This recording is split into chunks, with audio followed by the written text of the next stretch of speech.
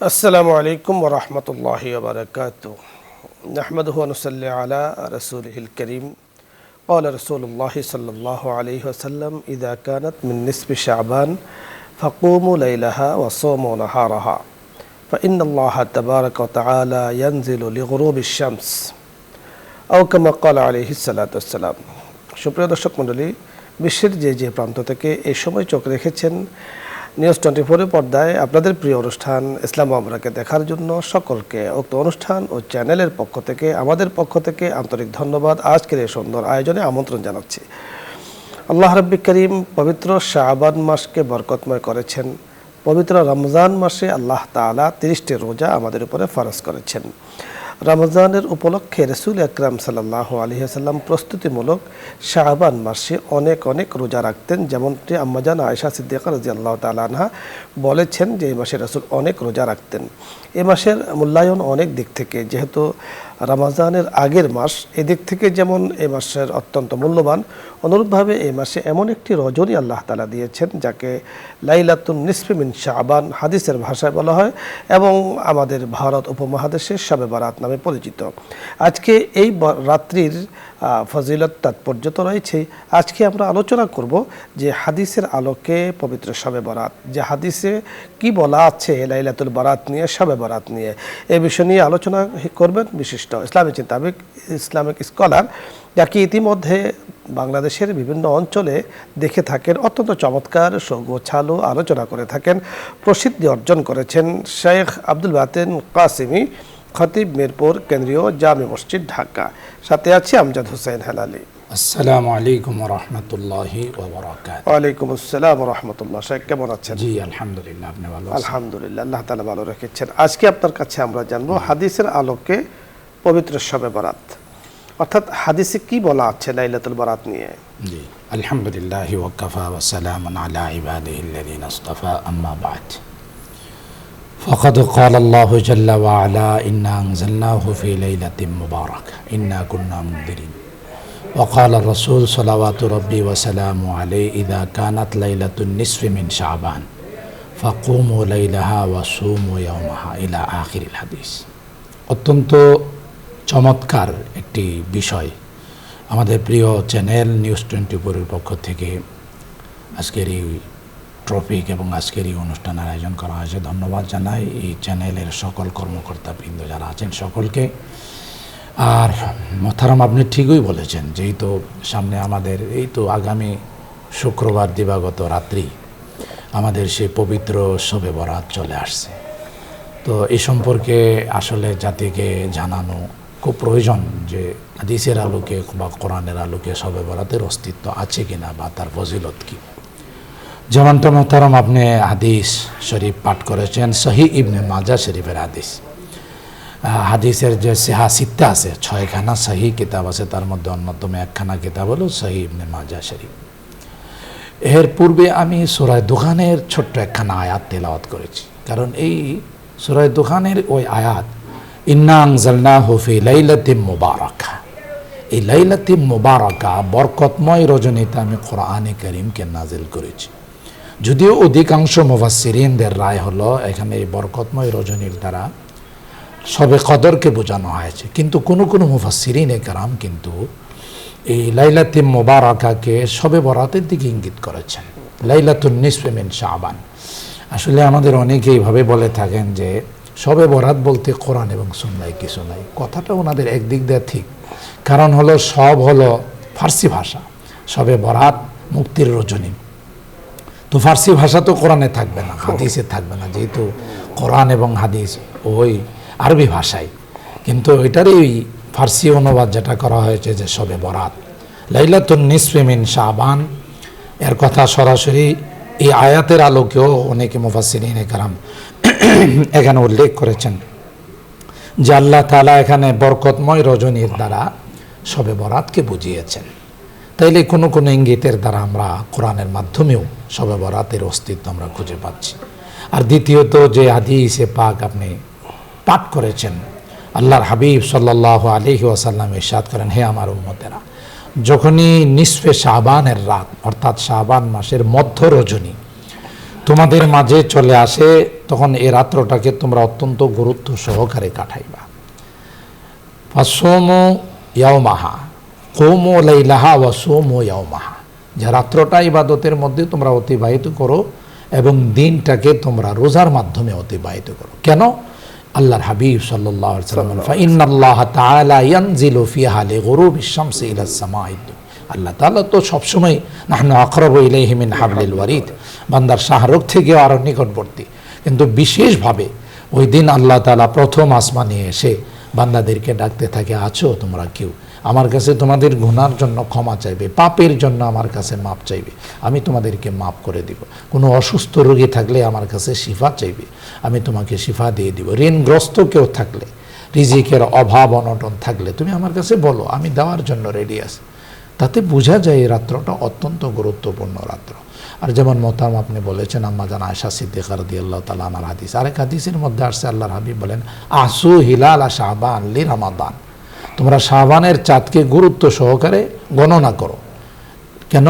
লি রমাদান, যেহেতু আমাদের সামনে সৈয়দুশ শুহুর, অত্যন্ত চমৎকার অত্যন্ত বরকতময় একটি মাস আমাদের সামনে আসতেছে, মাহে রমাদান, যে মাস গুনাহ মাপের মাস, আল্লাহর কাছে নেওয়ার মাস, নৈকট্য অর্জন করার মাস। সেই জন্য এই মাসের গুরুত্ব অনেক দিক দিয়েই আমাদের কাছে অনেক বেশি। অত্যন্ত চমৎকার সুন্দর দলিল ভিত্তিক আলোচনা শেখ আব্দুল বাতেন কাসিমি আমাদের সামনে উপহার দিয়েছেন, যে দলিলের আলোকে লাইলাতুল বারাত আমরা বুঝতে পেরেছি যে লাইলাতুল বারাত, শবে বারাত যা আমরা জানি, যেহেতু আমাদের মাঝে একসময় ফার্সি ভাষার প্রচলন অনেক বেশি ছিল, তাই আমরা নামাজ শব্দটি ফার্সি, পবিত্র কোরআনে নামাজকে বলা হয়েছে সাল্লু, সালাত। অনুরূপভাবে রোজা শব্দটি ফার্সি, পবিত্র কোরআনে বলা হয়েছে সৌম, হাদিসের পরিভাষা সৌম বলা হয়েছে। তাহলে কোরআন এবং সুন্নাহ আরবিতে নাজিল হয়েছে, সেখান থেকে আমরা আমাদের সুবিধা মতো আমাদের ভাষায় সেটাকে আমরা বুঝে নিয়েছি। ঠিক লাইলাতুল বারাতটাও লাইলাতুল নিসফি মিন শাবান রয়েছে হাদিসে, আমরা আমাদের সহজ করণার্থে সহজে বোঝার জন্য আমরা বুঝে নিয়েছি শবে বারাত।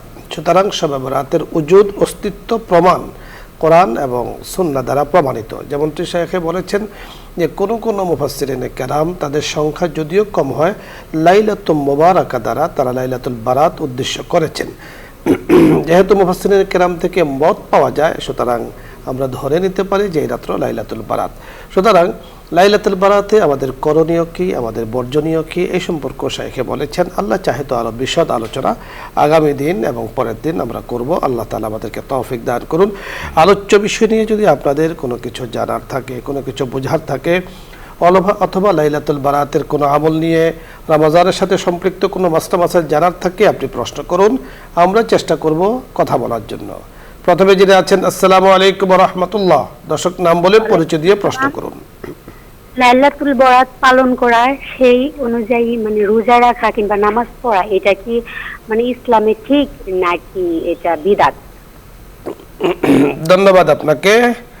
আজকে বিষয়ের সাথে সম্পৃক্ত আপনি একটি প্রশ্ন করেছেন, বুঝতে পেরেছেন প্রশ্নটি? আওয়াজটা ভালো করে লাইলাতুল বারাতের নামাজ রোজা নিয়ে উনি জানতে চেয়েছেন আসলে ওই রাত্রে। ও আচ্ছা, জি, অত্যন্ত চমৎকার প্রশ্ন। আমরা এটাই বলতেছিলাম যে নির্দিষ্ট কোনো নামাজ নেই। হ্যাঁ, নফল নামাজ যে যেভাবে পারে, নফল নামাজের মধ্যে যেমন কোনো বাধ্যবাধকতা নাই, যার যে পরিমাণ সম্ভব নফল নামাজ যে কোনো সূরা দিয়ে কেউ কেউ এরকম নির্দিষ্ট করে থাকেন, এই জাতীয় কোনো হাদিস কোরআনের দ্বারা প্রমাণ নেই।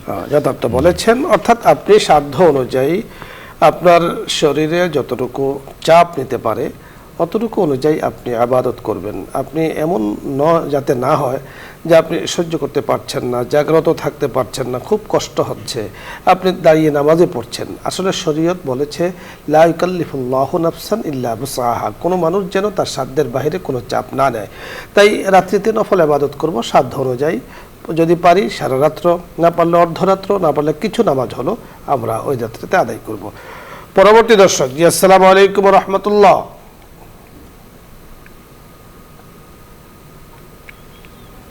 আসসালামু আলাইকুম ওয়া রাহমাতুল্লাহ। হুজুর ওয়ালাইকুম আসসালাম। আসসালামু আলাইকুম। জি ওয়ালাইকুম আসসালাম ওয়া রাহমাতুল্লাহ। আপনি প্রশ্ন করুন। বলতেছি হুজুর যে তারাবি নামাজ, এছাড়া নামাজের পর বেতের নামাজ ধুয়ে জি প্রশ্ন করুন। তারপরে হচ্ছে সবে বরাতের নামাজ 2 রাকাত করে পড়ে শেষে হচ্ছে কাল বেসের নামাজ পড়া লাগবে, তাই না? বিষয়টি আসলে এমন নয়। বিষয়টি হলো আপনি এশার নামাজ পড়বেন ওই রাত্রিতে, অর্থাৎ লাইলাতুল বারাত, শবে বরাতে। এশার নামাজের পরে এশার সুন্নাহ 2 রাকাত আছে, তা আপনি পড়বেন। এরপরে আপনি চাইলে ভিতরের নামাজও আপনি পড়ে নিতে পারেন। আর যদি আপনি সিদ্ধান্ত নেন যে না আপনি রাত্র জাগ্রত থাকবেন, অর্থাৎ 2-3টা পর্যন্ত জাগ্রত থাকবেন, তাহলে আপনি ওই পর্যন্ত বিলম্ব করতে পারেন। তবে আমরা পরামর্শ দেব যে ভিতরের নামাজ হলো ওয়াজিব, পড়তেই হবে আপনাকে। এখন আপনি 12টা, 1টা, 2টো পর্যন্ত নফল পড়েছেন, ভিতরকে রেখে দিয়েছেন যে আপনি 3টা, 3:30, 4টার দিকে উঠে সেটাকে আদায় করবেন, উঠতে পারলেন না, তাহলে আপনার ভিতরের নামাজটা কিন্তু ছুটে গেল, কাজা হয়ে গেল। এই জন্য এই ভার না নিয়ে এই সিদ্ধান্তটা এমন হবে যে আপনি সাধারণত কয়টা পর্যন্ত জাগ্রত থাকেন, ঘুমানোর আগে ভিতরটাকে পড়ে আপনি ঘুমাবেন। কোনো কারণে যদি ফজরের আজানের আগে উঠতেও না পারেন, কোনো সমস্যা নেই, আজানের আগে উঠে ফজরের সুন্নাহ এবং ফরজটাকে আপনি পড়ে নেবেন। ধন্যবাদ। পরের দর্শক, জি আসসালামু আলাইকুম রহমতুল্লাহ। আসসালামু আলাইকুম। ওয়ালাইকুম আসসালাম রহমতুল্লাহ। হুজুর, আমার একটা প্রশ্ন আছে, আপনি কাটে দিবেন না। বলছি কি, আমার বাচ্চার নাম সোয়াদ খাওয়াফি, নামের অর্থটা কি বলবেন? আপনাকে ধন্যবাদ। আমরা নামের অর্থ নিয়ে এখানে কথা বলি না। পরের দর্শক, আসসালামু আলাইকুম রহমতুল্লাহ।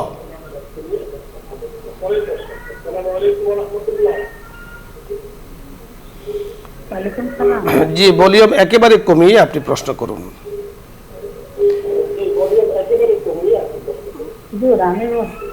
আমি জানতে চাইছি আওয়াবিলের নামাজটি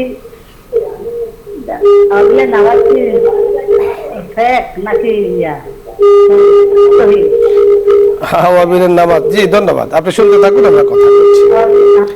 জি, আওয়াবিনের নামাজ কি জানতে চান? আওয়াবিনের নামাজ সম্পর্কে জানতে চেয়েছেন। আচ্ছা, আওয়াবিনের নামাজ পড়া কি সেটাই। জি মোহতারামা, আওয়াবিনের নামাজ এটাও নফল নামাজ। নাম দেওয়া হয়েছে আওয়াবিন, এশরাক, চাষ, বেবাক, সবগুলোই নফল। সেই আওয়াবিনের নামাজ মাগরিবের নামাজ 2 রাকাত সুন্নত পড়ার পর 6 রাকাত নামাজ পড়ার কথা হাদিসে আসছে। সেই নফলের নিয়তি আপনি পড়বেন, কোনো নির্দিষ্ট সূরা নেই, কোনো সমস্যা নেই। আওয়াবিনের নামাজ মাগরিবের পরে 6 রাকাত পড়া হয়। আপনি চাইলে দিনে যে কোনো সময় পড়তে পারেন। আওয়াব শব্দের অর্থ হলো আল্লাহ তাআলার দিকে ফিরে যাওয়া। তো আপনি নফল নামাজের মাধ্যমে আল্লাহ তাআলার ইবাদত করবেন, আল্লাহ তাআলার দিকে ফিরে যাবেন, এমনটি স্বাভাবিক। পরের দর্শক, আসসালামু আলাইকুম রহমতুল্লাহ। দর্শক শুনতে পেয়েছেন, প্রশ্ন করুন।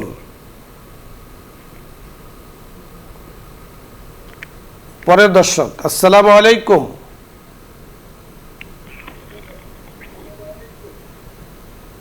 হ্যালো, আসসালামু আলাইকুম রহমতুল্লাহ। হ্যালো শুনবো? জি ওয়ালাইকুম আসসালাম, প্রশ্ন করুন। হুজুর, আমার একটা প্রশ্ন। আমার এই ছেলে নিয়ে, বুঝছেন, আমার প্রথম ছেলেটা অপারেশন করা, বাথরুমের রাস্তা এবং কুফখানের রাস্তা মানে হয়েছিল না। তা সে সবসময় ধরতে থাকে কুফখান এবং বাথরুম। ও তো নামাজ পড়ে, মানে 13 বছর বয়স। ও নামাজ পড়ে মসজিদে জামাতে দিই এবং রোজা রাখে। এর কোনো আমার কোনো গুনার ভাগী আমি? জি ধন্যবাদ আপনাকে, বুঝতে পেরেছেন কিছুটা, ক্লিয়ার বুঝি। মানে বাচ্চাটা অসুস্থ সম্ভবত। আচ্ছা, 13 বছর বয়স। তো ওনার যেটা আমি যতটুকু বুঝতে পেরেছি যে প্রায় হয়তো অসুস্থ থাকে, নাপাক হয়তো বা লেগে থাকে, তো সে নামাজ রোজা করে। তো এতে তো উনি যেটা বলতে চাইছেন এতে কোনো সমস্যা কিনা। আসলে তো নামাজ রোজা করার জন্য তো পাক পবিত্র হওয়া জরুরি। সন্তান আপনি 13 বছর বয়স যদি বালেগ হয়ে থাকে, এ বয়সে তো বালেগ হয়ে যাওয়ার কথা, বালেগ যদি হয়ে থাকে তার উপরে নামাজ রোজা অটো চলে এসেছে। তো সেহেতু নামাজ জন্য প্রয়োজন হলো শরীর পাক, কাপড় পাক, নামাজের জায়গা পাক। এই 3টি জিনিস থেকে পাক তাকে অবশ্যই হতে হবে। শরীরও পাক থাকতে হবে, নামাজের জায়গাও পাক থাকতে হবে, কাপড়ও পাক থাকতে হবে। এখন সে যদি না বুঝে তাকে বোঝাতে হবে। সে যদি পরহেজ না থাকে, অন্তত নামাজের আগে হলো তার কাপড়গুলো তাকে পরিবর্তন করে দিয়ে তাকে নামাজ পড়াতে হবে।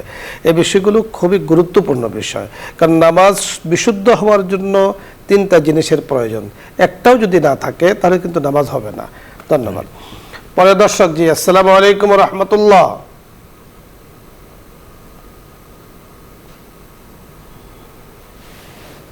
দর্শক শুনতে পেয়েছেন, প্রশ্ন করুন। আসসালামু আলাইকুম। ওয়ালাইকুম আসসালাম। হুজুর, আমার বাবা মা গত 2 বছর আগে মারা গেছে। জি না। তো আমি নিয়ত করেছি যে সবে বরাতের দিনে কয়েকটা মিসকিনকে খেতে দেব। জি ধন্যবাদ। আমরা আপনাকে জানিয়ে দিচ্ছি আপনার করণীয় কি, বুঝতে পেরেছেন জি, বিষয়টি? ওনার আব্বা আম্মা ইন্তেকাল করেছেন, মারা গেছেন, এখন উনি শবে বরাতের দিনে কয়েকজন মিসকিনকে খাওয়াবেন এই নিয়ত করেছেন, তাই তো? একটা হলো যে আপনার আম্মা আব্বার জন্য কোনো দিন নির্দিষ্ট নেই, যে কোনো সময় ইচ্ছা করলে আপনি তাদের জন্য মিসকিনকে খাওয়াতে মশাইদেরকে খাওয়াইতে পারেন, দিন নির্দিষ্ট করা কোনো জরুরি না। আর যদি আপনি সেটা আবার মান্যত আকারে করে থাকেন যে না আমি খাওয়াবোই সেদিন, তাহলে ওই দিনই আপনাকে খাওয়াতে ওদিনই হবে। আপনাকে খাওয়াতে হবে, এতে নিষেধ কিছু নেই। আপনি এতিমকে, মিসকিনকে, গরিবকে বছরের যে কোনো দিন খাওয়াতে পারেন, এবং আপনি নিয়ত করেছেন যেহেতু ওই রাত্রটি বরকতময় রাত্র, সুতরাং আপনি 14 তারিখে তাদেরকে ভালো খাওয়াবেন, দিনও শুক্রবার, কোনো সমস্যা নেই। কিন্তু শবে বরাতের অংশ মনে করে খাওয়ানো যাবে না, এই বিষয়টি হলো সমস্যা। যে আপনি ওদিন খাওয়াবেন, গরিব মিসকিনকে ভালো কিছু খাওয়ান, কিন্তু যদি আপনি মনে করেন যে এই দিনেই এটা করতে হবে, না করলে সওয়াব পাওয়া যাবে না, তাহলে এর থেকে কিন্তু আমাকে বিরত থাকতে হবে। পরের দর্শক, আসসালামু আলাইকুম রহমতুল্লাহ। ওয়ালাইকুম আসসালাম হুজুর। জি, প্রশ্ন করুন। আমার দুটো প্রশ্ন। আমরা যে তওবা পড়ি, আস্তাগফিরুল্লাহ বলবো না আস্তাগফিরুল্লাহ বলবো? আর এই ভিতরের নামাজ সময় কি বাবা মার জন্য দোয়া করা যায়? রাব্বির হামহুমা কামা রাব্বায়ানি সাগীরা বলা যাবে? জি ধন্যবাদ, আমরা কথা বলছি, আপনি শুনতে থাকুন। জি, অত্যন্ত সুন্দর প্রশ্ন করেছেন। এটা তো আরবি শব্দ, চেষ্টা করতে হবে সুন্দরভাবে উচ্চারণ করার। গাইন যেহেতু আস্তাগফিরুল্লাহ, আপনি ওভাবে চেষ্টা করবেন। হয়তো বাংলাতে আপনি শিখে থাকলে সে উচ্চারণটা হয়তো সেভাবে হয় না, আপনি বিশুদ্ধভাবে পড়ার চেষ্টা করবেন, তাহলে সুন্দর হবে। জি। আর দ্বিতীয় প্রশ্ন হলো আপনার যে বেতের সময় মা বাবার জন্য দোয়া করা যাবে, যে কোনো সময়। আল্লাহ যেহেতু এই দোয়া শিখাইছেন, কবুল করবেন বলে আল্লাহ এই দোয়া শিখাইছেন যে রব্বির হামহুমা কামা রাব্বায়ানি সগীরা, সবসময় পড়তে পারবেন, কোনো অসুবিধা নেই। জি, পরের দর্শক, আসসালামু আলাইকুম রহমতুল্লাহ।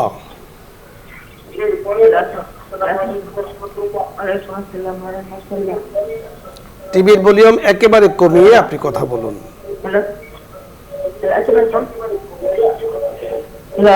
জি, আপনি প্রশ্ন করুন।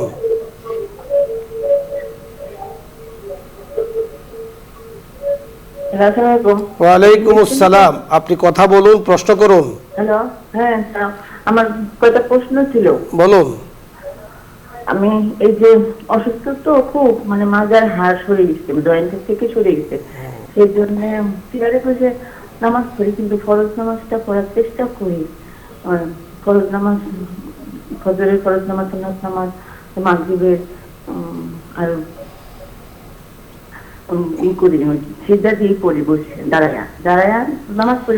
জি, আমরা বুঝতে পেরেছি, আপনি শুনতে থাকুন, আমরা আপনাকে পদ্ধতি বলে দিচ্ছি। আপনি অসুস্থ, আপনার নামাজ কিভাবে পড়া, ফরজ এবং সুন্নাহ, শাইখের কাছে আমরা জি মুহতারাম, আমাদের এই চ্যানেলও এই বিষয়গুলো বারবার আলোচনা কোরআনে কারীমে আল্লাহ তাআলা ইরশাদ করেছেন, লাইসা আলা দুআফা ওয়ালা আলাল মারদা, যারা অসুস্থ দুর্বল তাদের জন্য আল্লাহ তাআলা ছাড় দিয়েছেন।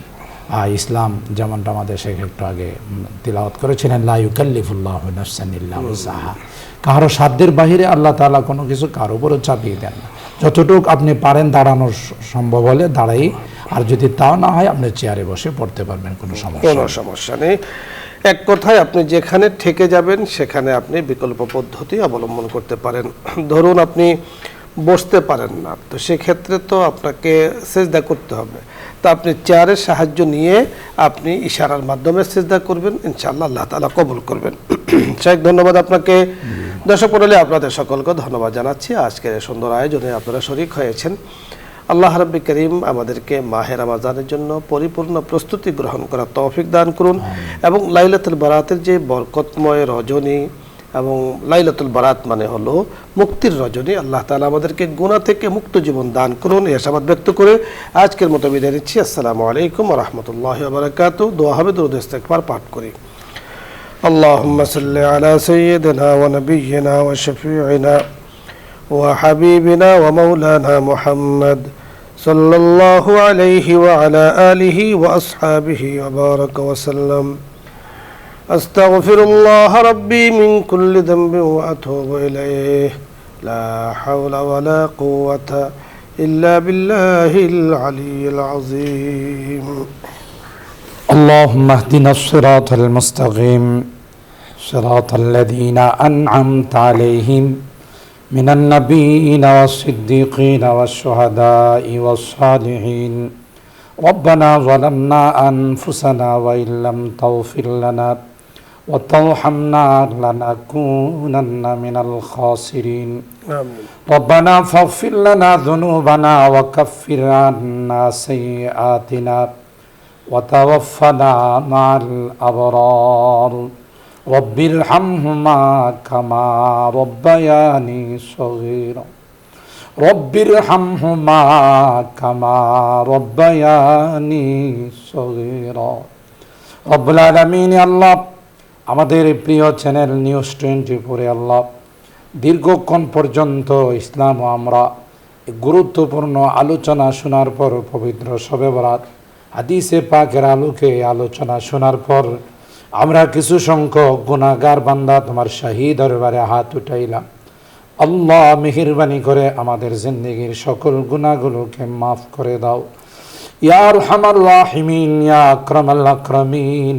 আল্লাহ যা শুনলাম সেই হাদিসের আলোকে কোরআনের আলোকে আমাদেরকে শবে বরাত পালন করার তৌফিক নসিব করে দাও।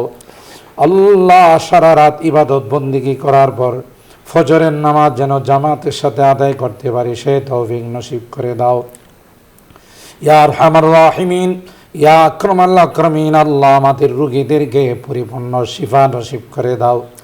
অনেকে আমাদের এই চ্যানেলের মাধ্যমে দোয়া চান, আল্লাহ সকলকে আল্লাহ তুমি পরিপূর্ণ শিফা নসিব করে দাও, শিফায়ে কামেলা আজেলা দায়মা মুস্তামিরা নসিব করে দাও। খাস করে আল্লাহ যে চ্যানেলের মাধ্যমে আমরা দিনের কথাগুলো শুনতে পাই, আল্লাহ এই নিউজ 24 চেয়ারম্যান মহোদয় সহ আরও যারা কর্মকর্তা আছেন সকলের হায়াতের মধ্যে বরকত নসিব করে দাও। বিপদ আপদের হাত থেকে হিফাজত করো আল্লাহ। ওনাদের মা বাবা মুরব্বীরা যারা খবরে শুয়ে আছেন, আল্লাহ মেহেরবানি করে তাদেরকে তুমি মাফ করে দাও। আল্লাহ তাদের খবরগুলো জান্নাতের বাগান বানায় দাও।